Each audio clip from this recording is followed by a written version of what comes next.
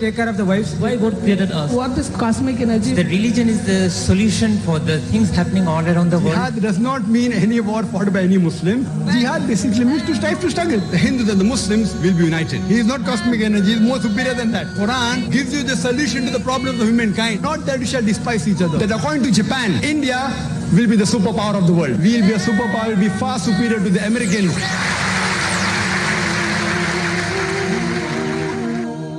Alhamdulillah. Wassalatu wassalamu rasulillah wa ala alihi wa sahbihi ajma'in. Amma ba'd. A'udhu billahi minash shaitanir rajim. Bismillahir rahmanir rahim. ومن أحسن قولا ممن دعا إلى الله وعمل صالحا وقال إنني من المسلمين. رب اشرح لي صدري ويسر لي أمري واحلل عقدة من لساني يفقهوا قولي. You're most welcome to ask any questions on Islam and comparative religion, or any question which a non-Muslim may have posed you and you are unable to reply. If there any question, they're most welcome, brothers and sisters. Assalamu alaikum, brother. One of my non-Muslim friend asked me this question, that Surah Rahman, chapter number 55, verse number 26 or 27, everyone will perish and there will remain the face of your Lord. Or some places like Allah is a seer and hearer. This contradict that Allah is form. Sister has a question that in Surah Rahman chapter 55 says that everything will perish except the face of Allah. Quran is the wajh of Allah. Does this contradict that Allah has a form? Sister, you have to realize between these two things that whether Allah subhanahu wa ta'ala has a wajh, Quran says he has a wajh, he has a face, he has a face. But we cannot make an image of Allah subhanahu wa ta'ala. We cannot make a form of Allah, but Allah has a wajh. Quran says Allah has a face, he has a face. Quran says Allah has a hand, he has a hand. How he has, like yours or mine, it is different altogether. Quran says in Surah Shura, chapter number 42, verse number 11, that Allah subhanahu wa ta'ala sees and hears. But his seeing and hearing is different like the way you and I hear. We may require sound waves, we may require a medium. Allah subhanahu wa ta'ala, how he hears, Allah alam. So Allah subhanahu wa ta'ala has a form. We cannot make an image of Allah subhanahu wa ta'ala. We can't make a photograph, we can't make a sculpture. And no man can see Allah subhanahu wa ta'ala in this world. Akhirah, after we die, that's a different question. After we die, inshallah, when we go to Jannah, we'll see the wajh of Allah subhanahu wa ta'ala, the various hadith talking about it. And we would love to see the wajh. But in this world, we cannot see Allah subhanahu wa ta'ala in this world. In this life, we cannot see. No one can. And if you see in the Quran, Musa alayhi salam, he said that I want to see Allah subhanahu wa ta'ala. Allah said, okay, look at the mountain. I'll just show just one of my nur to the mountain. And Musa alayhi salam was looking at the mountain and the mountain fell down to utter ruin. And seeing that, Musa alayhi salam fainted. He didn't see Allah subhanahu wa ta'ala. Just by showing a glimpse of nur to the mountain came down to utter ruin. And looking at the mountain, Musa alayhi salam fainted. So the point to be noted, sister, we cannot see Allah subhanahu wa ta'ala. But regarding does Allah have a form like has a face, has a hand? Yes, he has. How? We don't know. Allah alam. That we'll wait, inshallah, in the akhirah. Inshallah, pray that we go to Jannah, inshallah, and then we'll meet him and receive, inshallah. Hope that answers the question, sister. Any brother have any questions? Assalamu alaikum. Walaikum assalam wa rahmatullahi wa barakatuh. Zakir, on an individual level, we can do dawah and we can call people towards truth and patience. But on a collective level, as a Muslim, what best we can do at this time of crisis when we are being criticized for the bomb blasts and other terrorist activities? Thank you. Brother asked the question that individually we do dawah, it's a fard. Collectively we do, but now seeing the situation where Muslims are being criticized for bomb blasts, what should we do? See, we should, alhamdulillah, propagate the teachings of Allah and His Rasul. One thing we should realize, that Quran clearly states in Surah Ma'idah, chapter number 5, verse number 32, that if anyone kills any other human being, whether it be a Muslim or non-Muslim, unless it be for murder or for creating mischief in the land, creating corruption in the land, it is as though he has killed the whole of humanity. And if anyone saves any other human being, it is as though he has saved the whole of nation. So here we realize that killing any innocent human being in Islam is haram.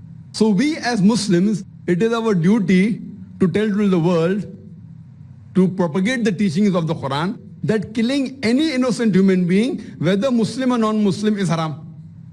That's what the Quran says. And there may be certain Muslims who may have the wrong intentions or may be indoctrinated in the wrong thing, thinking that killing is right. There may be certain Muslims who may think that fine, that some people who may be brainwashed by certain people, that, if we do these things, we go to Jannah. So here we analyze that whatever wrong has taken place, we as Muslims, if we have to retaliate, we have to retaliate according to the Quran and Sunnah. We can't kill any innocent human being. So in Islam, whether it be the 11th September that took place in New York, whether London bombings or whether Bombay bombing, all these things, no Muslim scholar who has the knowledge of Islam will ever say killing innocent people is right. But there are some people who indoctrinate the Muslims, maybe catching scapegoats, and some may start thinking, okay, if we kill, we're retaliating, we'll go to Jannah. So this is the fallacy, which we as Muslims should make it very clear, that killing innocent human being is haram. Anyone, whether Muslim or non-Muslim. So unfortunately, we realize that the Muslims, they get swayed. So in these times of crisis, we have to propagate the teaching of Quran and Sunnah, that killing innocent people is haram. Where there is a war taking place in Palestine, where the people are being killed, at that time, if they retaliate against the army, that's a different case, which we as Muslims supported. Suppose the Israeli government is attacking Palestine, and hundreds of people are being killed every day, thousands are being killed. And then if we retaliate against the army there, that's a different case. But if something is happening there in Palestine, and if we do something here, kill innocent people, it's haram in Islam. So those people are responsible for attacking a family like they're doing in Israel and killing. And then if we retaliate, whether with stones or whatever things you want to do, whatever you have got, that is accepted in Islam. But killing innocent people, all these things, whether 11th September that took place in New York, whether the London bombing, whether Bombay, all is haram. But at the same time, we even condemn what's happened in Afghanistan. The thousands of people killed in Afghanistan by USA is also haram. What happened in Iraq, where thousands of people are killed, even that is wrong. So we condemn it. We don't have to support the act. What is wrong, whether Muslim or non-Muslim does. We don't know who's involved in the Bombay bomb blast. There may be Muslim, maybe, I don't know. But whoever did it, whether Muslim or non-Muslim, it is against the Quran. Innocent people being killed, more than 200 people were killed, more than 600 people were injured. Whether Muslim did or non-Muslim did. Whether Muslim died or non-Muslim died, it is haram. There were many Muslims who died in the bomb blast. But even if Muslims would not have died, it is haram. Because these people in the train, they were innocent people. So killing innocent people in Quran and Hadith is haram. We cannot justify that someone did something wrong. If suppose George Bush killed people in Afghanistan, 5,000 people or whatever, 10,000 people, whatever the number may be, we are not justified in killing innocent people in Bombay. That's not Islam. So in Islam we have to realize, in this time there are such situations, we Muslims should propagate the correct teachings of Islam. And very shortly I'll be going for a talk in London, series of talks next week inshallah, after that on Wednesday. On these topics there will be several talks that will be there of mine inshallah, in Birmingham, in London, in Manchester, and Glasgow, Cardiff. The title is Educating the Educators. The title of the tour is Educating the Educators. How do you educate them? So unfortunately we realize that we should not become scapegoats to the wrong thing. What's happening is wrong, is wrong. We Muslims have been targeted, but we can't take the law in our own hand. We can't go against the Quran and the Sunnah. So that's very important. So unfortunately, these times of crisis, what happens, that if innocent Muslims are being picked up, when they come out, they become easy targets. So we realize that if suppose some innocent Muslims are being picked up, we should realize that we should only follow Quran and Sunnah. Whatever the Quran and Sunnah has given us guidance, how we should lead our life is the lifestyle of His Rasul. The way Allah and Rasul have told us, that's our lifestyle. So we should realize that in this time of crisis, there are things that happen, something right, something wrong. But we should not support any Muslim who is doing anything against Islam, against the Quran and Sunnah. And neither should we be led by wrong people saying this is the act of a Muslim.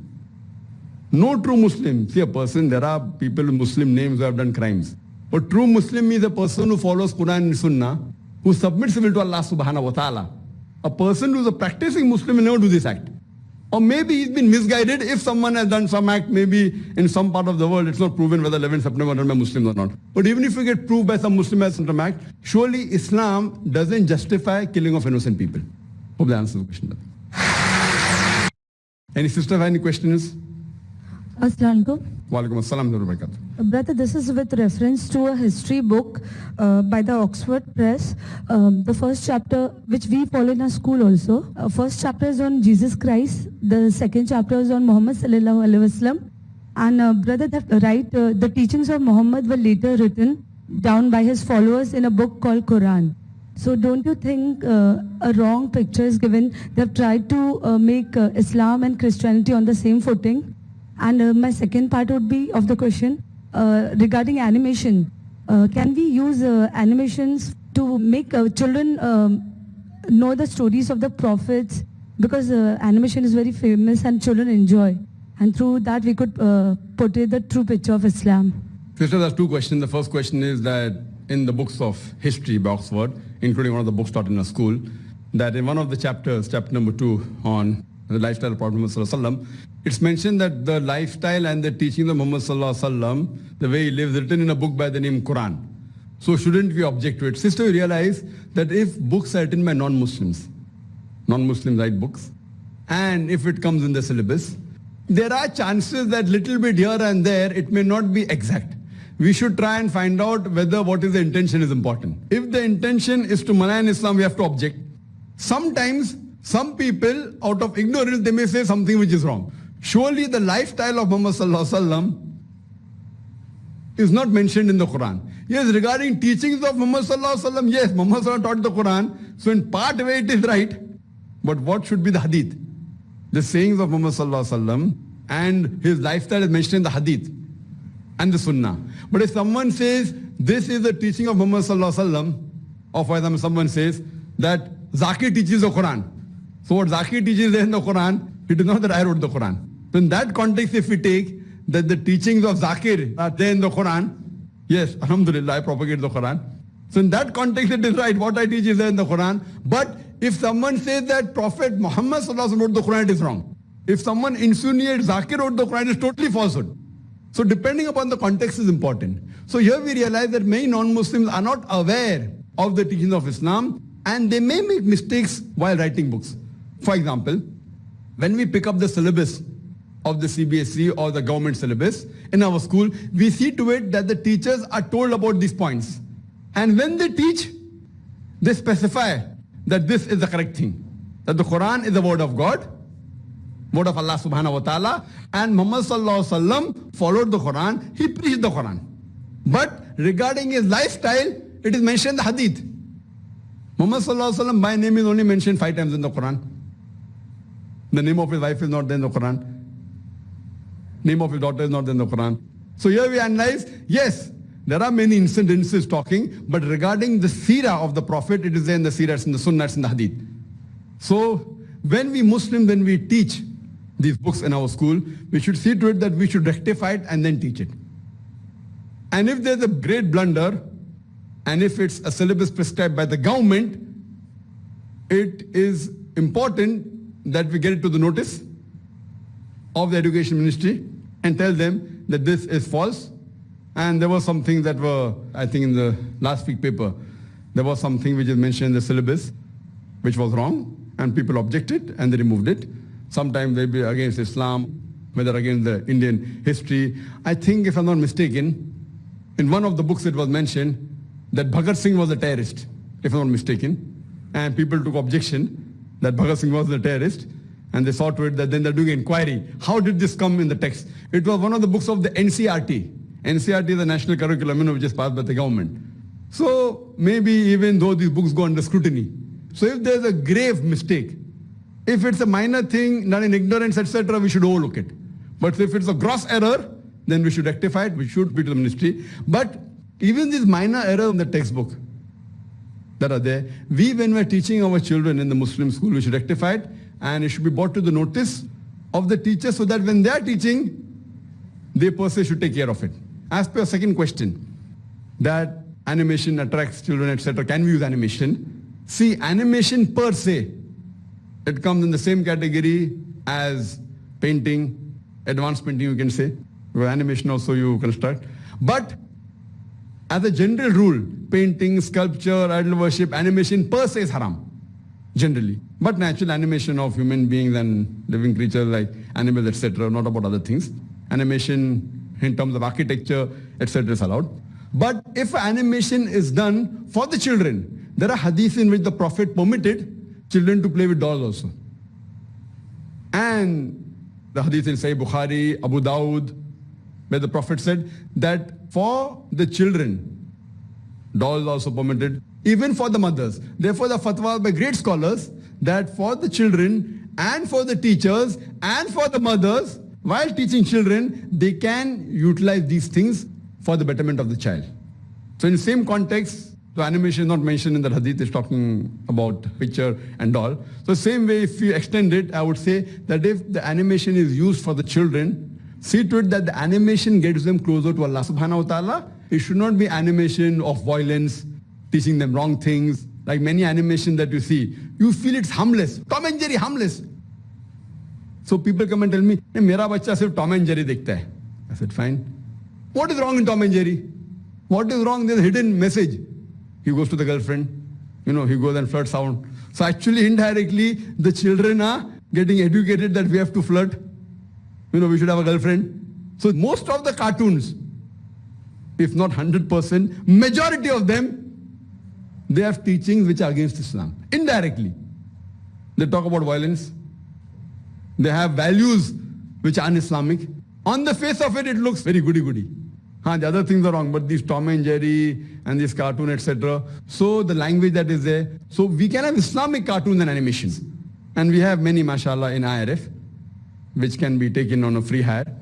So these animations which are Islamic, which has a message, which takes a person closer towards Allah subhanahu wa ta'ala, these animations are permitted, sister. Hope that answers the question. Any sisters have any questions?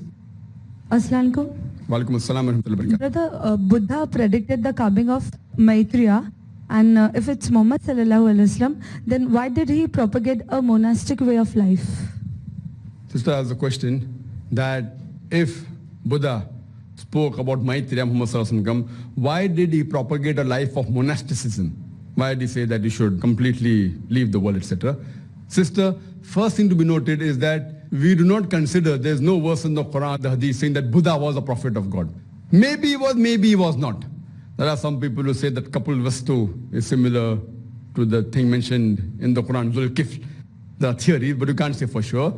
So one thing you realize that if someone speaks, for example, if certain religious scriptures speak about the coming of Muhammad sallallahu alaihi wasallam, that does not mean that we agree with everything mentioned in that scripture.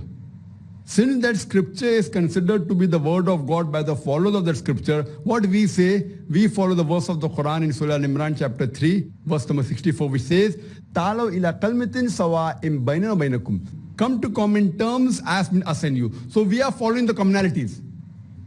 So if any scripture says something, if it matches with the Quran, we tell him that since you believe that scripture is the word of God, we don't believe it to be the word of God. At least follow this portion. At least follow what is common. If you believe in 10 points, I believe in 10 points, the 5 points are common. Let us agree, let us follow these 5 points strictly. So based on this philosophy of the Quran that come to common terms as us and you, we say because Buddha prophesied the coming of Maitri. And if the Buddhists believe in the teachings of Buddha, then you also have to believe in the teachings of Muhammad sallallahu alaihi wasallam. That doesn't mean we agree with everything what Buddha said. Similarly, when we quote the Bible, and we say Isa alayhi salam said so and so thing. Isa alayhi salam said Muhammad sallallahu alaihi wasallam will come. So we believe in Isa alayhi salam. Why? Because the Quran says, not because the Bible says. So whatever teachings that are there in the Bible of Jesus Christ, peace be upon him, if it matches with Quran and Sahih Hadith, we have no objection in agreeing to follow those teachings. But if there are certain teachings mentioned in the Bible which is against the Quran, we don't believe in that. Bible says that the Prophet did incest, which we can't believe. Lut alayhi salam, the Bible says they did incest. We can't believe that prophets of God did this. So what we say, that which is against the Quran Hadith, we don't agree with. Similarly with Buddhism, what matches with Quran and Hadith we agree. That doesn't mean just because Buddha prophesies the coming of Muhammad sallallahu alaihi wasallam, that means we believe in all the teachings. Many things that Buddha said is right. So if you see my tape on Muhammad sallallahu alaihi wasallam Buddhist scripture, there are spoken about the teaching of Buddhism also. Hope that answers the question, sister. Any brother have any questions? Okay, brother. Assalamu alaikum. Walaikum assalam wa rahmatullahi wa barakatuh. Is there any verse in Quran where the moon and the sun is anything related to the man? Means that if a solar eclipse occurs, we should not go out or something. So that was the question, that is there anything in Islam regarding solar eclipse occurs, we should not go out, etc. Yes, there are various hadith talking about the eclipses. And once when there was a solar eclipse, people said, and that time the son of Muhammad sallallahu alaihi wasallam, Ibrahim, he expired. So people said, oh, this, what has happened? Because Prophet's son expired, the solar eclipse took place. So then the Prophet said, the sun and the moon are the sign of Allah subhanahu wa ta'ala. Quran says that in several places. Sun and the moon are the sign of Allah subhanahu wa ta'ala. It does not get eclipsed because of some people. So he clarified that the eclipse is a sign of Allah subhanahu wa ta'ala. And regarding, there are hadiths that talk that we should offer 2 rakah salah of eclipse is there. It's not a there's a sunnah that when eclipse is there, Muslims offer 2 rakat. And there are hadiths, for example, that we should take care. Like we know that today science tells us that if a solar eclipse takes place, if you look directly with our naked eyes, it will cause damage to your eyes. So these precautions are there. But as Muslims, we should offer 2 rakat salah for eclipse. That's what is the sunnah. Hope that answers the question. Any brothers? Yes, brother. Assalamu alaikum wa rahmatullahi wa barakatuh. Walaikum assalam wa rahmatullahi wa barakatuh. Brother, the question is on Sikhism. Even the Sikh follows hijab kind of thing in their dressing. The way they don't do idol worship. I mean, as far as Surah Asr is concerned, you mentioned some time ago.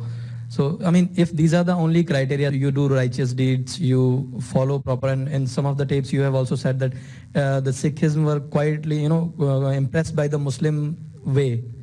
So is it, okay to the people who have come after Nabi Sallallahu Alaihi Wasallam and then they have just maybe a group of people or a leader, then they will go to Jannah or they may go to Jannah? Apart from, there is one part which I missed in the first question. Can we do Hajj Badal for the people who have, not in this world? Maybe for your parent or your father? Yes, you can do. Person, if he has not done Hajj and if you want to Hajj Badal in his name, maybe your father, maybe your mother, you can do. That's possible. As far as the main question is concerned, that in Sikhism, they don't do idol worship, they have hijab. So if you follow the Sikhism life, people who have come after Muhammad Sallallahu Alaihi Wasallam, will they go to Jannah? Brother, I mentioned 4 criteria for anyone to go to Jannah. Iman, righteous deeds, exhorting people to truth, exhorting people to patience and perseverance. In Iman, there are various subcategories of Iman. You have to believe in Allah subhanahu wa ta'ala, that is Tawheed. You have to believe in Muhammad Sallallahu Alaihi Wasallam. So if you say that someone has come after Muhammad Sallallahu Alaihi Wasallam and then he has Iman, he has to believe in Muhammad Sallallahu Alaihi Wasallam. So after Muhammad Sallallahu Alaihi Wasallam, one of the Iman is after believing in Allah subhanahu wa ta'ala, you have to believe in the prophets of Allah subhanahu wa ta'ala. All the prophets you have to believe. If you are living today, you have to believe that there's one Allah subhanahu wa ta'ala and Prophet Muhammad Sallallahu Alaihi Wasallam is the last and final messenger of Allah subhanahu wa ta'ala. And believe in the teachings of Quran. So once you believe in Allah and His messenger, but naturally you have to believe in Quran and say Hadith. You can't say I believe in Allah and His messenger but I will not follow the Quran. That means it is only a superficial or pseudo belief in Allah. So that's the reason when all these prophecies came, whether of Buddha and all the other, whether mentioned the Christian scripture, Jewish scriptures, about the coming of Muhammad Sallallahu Alaihi Wasallam, it includes you have to follow the teachings of Muhammad Sallallahu Alaihi Wasallam. So once you follow the teachings of Muhammad Sallallahu Alaihi Wasallam, you have to follow Quran and say Hadith. Hope that answers the question. وآخر الدعوانا الحمد لله رب العالمين. فيا رب إنك أنت السلام منك السلام إليك السلام فيا رب إنك أنت السلام منك السلام إليك السلام لأمرك يرجع أمر الأنام بين يديك قلوب الأنام لأمرك يرجع أمر الأنام بين يديك قلوب